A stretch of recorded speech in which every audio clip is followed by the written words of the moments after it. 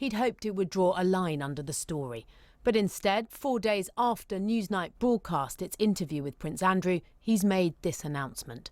It has become clear to me over the last few days, says the Prince, that the circumstances relating to my former association with Jeffrey Epstein has become a major disruption to my family's work and the valuable work going on in the many organisations and charities that I am proud to support. Therefore, I have asked Her Majesty if I may step back from public duties for the foreseeable future, and she has given her permission. Prince Andrew backlash, the Prince's panned for what his lengthy interview with Newsnight was a global sensation. Excruciating and an unmitigated disaster. Immediately afterwards, the Duke of York was happy with how it had gone, but his interview was widely regarded as damaging, both to the Prince himself and the royal family more widely. In it, he was asked in detail about his friendship with Epstein and why it continued even after the American was convicted of sex offences, and about the allegations by Virginia Giuffre, then Virginia Roberts, that she was forced to have sex with the Prince when she was 17. So if Virginia Roberts is watching this interview, what is your message to her? I don't have a message for her, because I have to have a thick skin. If somebody's going to make those sorts of allegations, then I've just got to have a thick skin and get on with it. But they never happened. Do you regret the whole friendship with Epstein? Now, still not. And the reason being is that the people that I met and the opportunities that I was given to learn, either by him or because of him, were actually very useful. The opprobrium that followed was swift, as was the speed with which companies associated with the Duke tried to head for the exit. Sponsors of his Entrepreneurs Initiative pitch at Palace, including KPMG and Standard Chartered, announced they wouldn't be renewing their sponsorship. The fallout from the interview was even one of the questions in last night's leaders' debate. Sue from Leeds. Is the monarchy fit for purpose? Jeremy Corbyn. Needs a bit of improvement. Mr Johnson. The institution of the monarchy is beyond reproach. Whether he's gone of his own choosing or has been put under pressure, ensuring the monarchy remains beyond reproach and leaving the Queen untainted after 4 days of mounting criticism will be behind the decision to step out of public life. Perhaps most troubling for many who watched the Newsnight programme was the Prince's failure to express sympathy for Epstein's victims, despite being offered every opportunity. This interview has been exceptionally rare. You might not speak on this subject again. Is there anything you feel has been left unsaid that you would like to say now? No, I don't think so. I think you've probably dragged out most of what is required. Prince Andrew's statement tonight says what he didn't say on Saturday night. I continue to unequivocally regret my ill-judged association with Jeffrey Epstein. His suicide has left many unanswered questions, particularly for his victims, and I deeply sympathise with everyone who has been affected and wants some form of closure. The challenge now for the Prince will be whether he can restore his reputation within the royal family and the wider public.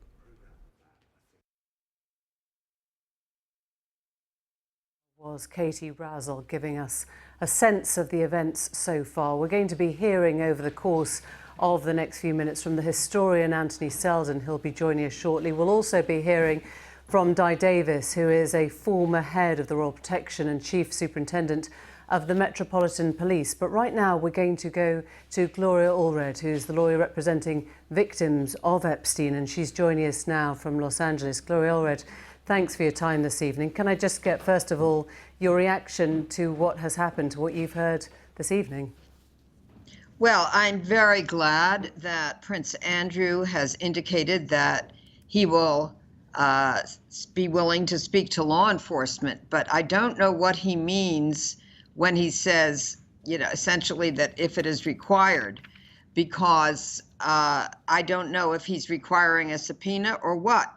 Now, my clients who are victims of Jeffrey Epstein did speak to law enforcement, the criminal investigators for the Justice Department, for the Southern District of New York. And they did not require a subpoena or anything else. They recognized that it was important to assist this investigation by providing any information that might be relevant to the criminal prosecution of anyone who may have conspired with Mr. Epstein to sexually traffic underage girls. So I don't know why he did that, Prince Andrew, and added that to his statement. All I can say is he should volunteer to cooperate with law enforcement without any condition and without any more delay. Let me just ask you then, if he doesn't volunteer himself, what would that next step be? We understand that one of his victims' legal teams had approached him in the past. Do you understand the subsequent steps now? Well, there are two tracks. One is the criminal justice investigation to see if charges should be filed in reference to anyone who might have knowingly conspired with Mr. Epstein to recruit and to sex traffic underage girls to him. The other is the civil pathway. In other words, civil lawsuits, such as the one that I just filed this week for Jane Doe number 15, and I did a news conference with her. And of course, she alleges that she was sexually abused by Mr. Epstein when she was only 15 years old. So we will be doing discovery in that case and seeking to have anyone deposed, meaning take their testimony under oath as part of the discovery in our case in order to prove our case.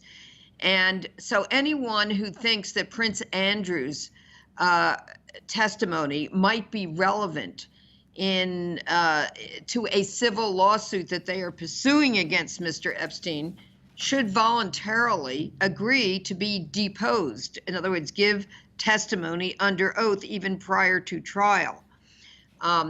So I haven't made a determination yet as to whether we will seek in our civil lawsuit on behalf of our client, and by the way, others will be filed by us as well, other lawsuits, whether we will need to take Prince Andrew's deposition. But I'm saying he should provide it in any civil case as well where his testimony might be relevant. Gloria, can I just ask you what reaction there has been from your clients to the interview? I'm assuming that many of them will have seen that interview. Does it change anything for them in terms of what was said in it? Of course, it's been upsetting to at least some of them to hear what he said. Obviously, he did not show very much feeling, sympathy, empathy for the victims in it. Except for, speaking about the allegation of rape, which has been made against him by one of the victims of Mr. Epstein.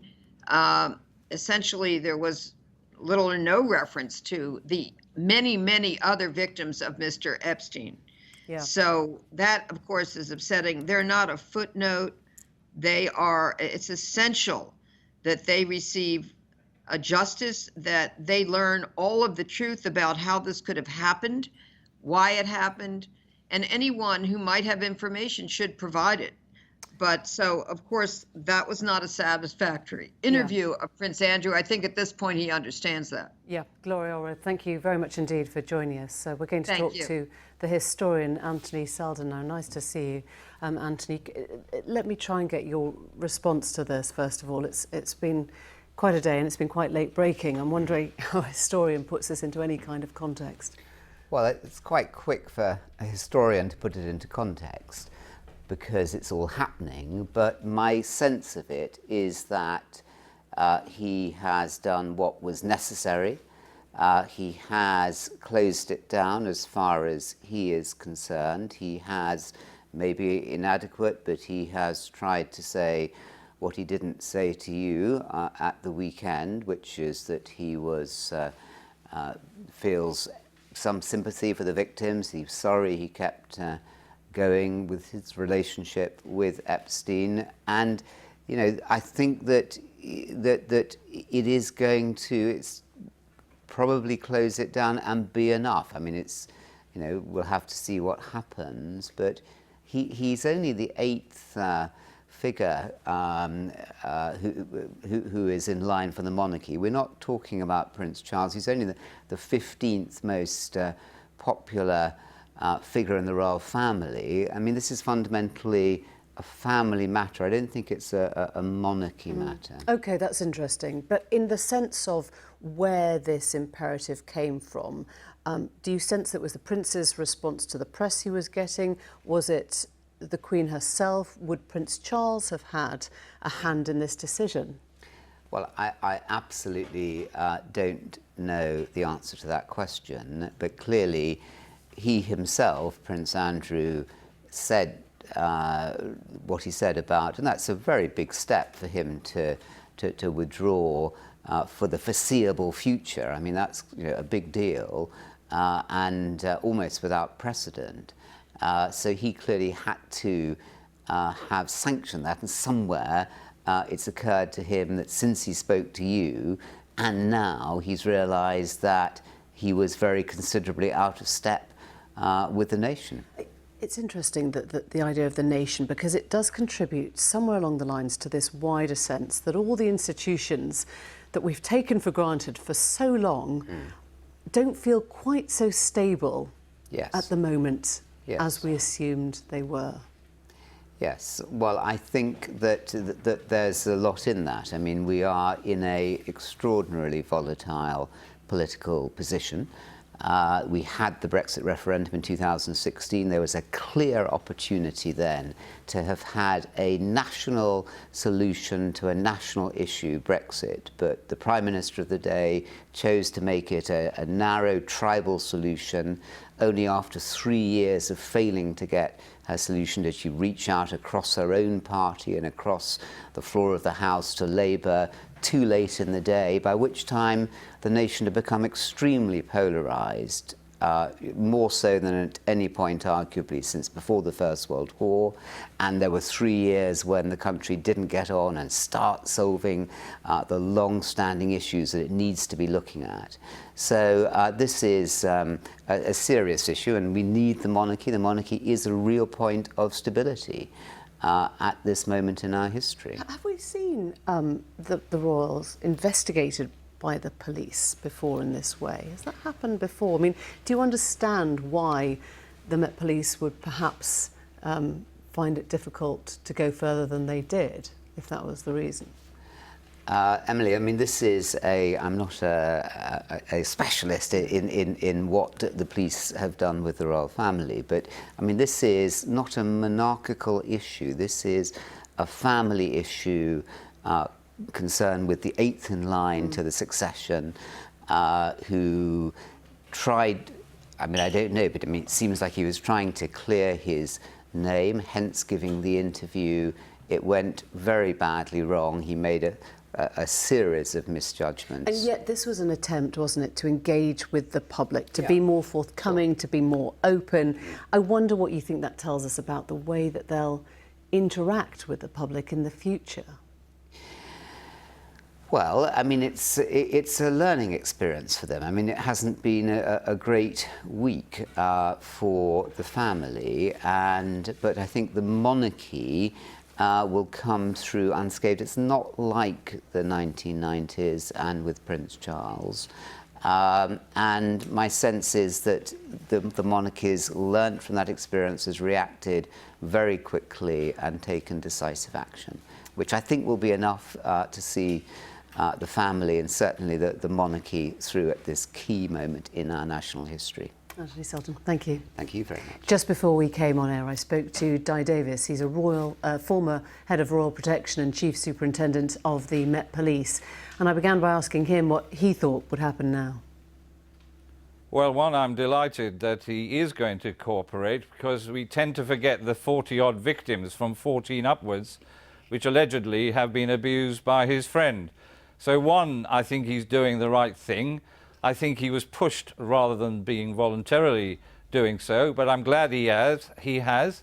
And so now I would like to see the FBI and the French authorities combine with the British authorities at whatever agency is appropriate to actually look as to whether he can give material witness evidence, or whether that evidence, if it's properly probed, might lead to him being interviewed under caution. Is there pressure on the police here to reopen the investigation? Do you understand fully why it was thrown out? Well, I don't. You know, obviously I've been involved in this for a little while now, and I can't understand, having seen some of the testimonies that have come forward, particularly as the allegations against Miss Maxwell are concerned, you know, trafficking women for sexual offences anywhere in this country, in the Virgin Islands or in the United States by a British citizen is a very serious criminal offence. If those allegations have been made to Scotland Yard, I would like to know very respectfully who decided that it didn't warrant any kind of investigation, and then at what level was that decided? Did it go all the way to Commissioner? And did it go further up the train? Because the Home Secretary is ultimately responsible for the protection of the royal family. So the questions need to be asked: why, if proper evidence was put forward, did somebody decide in their wisdom that it didn't warrant even the preliminary investigations? Now, they may have done some. I don't know. Just clarify that for me, because you know the Metropolitan Police well, you've worked closely with the Royals. You think this will have been raised at the highest levels in the force and somebody will have taken the decision not to go further? Well, it's a question I think, legitimately asking. Now all of this is coming out. You know, the world is crying out for clarity on this matter. You tried your very best and succeeded in many ways, but in one sense, all you did was open the floodgates. There are so many other questions that need to be asked, particularly of the Prince, but also some of his associates and those who advised him and possibly travelled with him on some of these occasions. What on earth was going on? You will know that the Met did look into these allegations. It took them very seriously and didn't have enough evidence to proceed. Let me ask you what you made of the details that we learnt on Saturday night about the Pizza Express. I suppose you'd call it an alibi or a defence, an explanation of Prince Andrew's whereabouts. What did that tell you? Well, I didn't accept it for one moment, in the sense that it was an alibi, because Tramps, where he has been going to for many years, he would know perfectly well it doesn't open till 10:30, 11 p.m. He also said he didn't know where the bar was. Well, he's been going there, and the bar is very close to the dance area. You couldn't possibly not know where the bar is. And so you asked so many questions, and unfortunately we haven't got half an hour for me to go through them with you, but I would like to drill down into a number of areas. That was Dai Davies, and we should make clear that the references he made to allegations and questioning under caution in that interview refer to Epstein, not Prince Andrew, who's always denied any wrongdoing.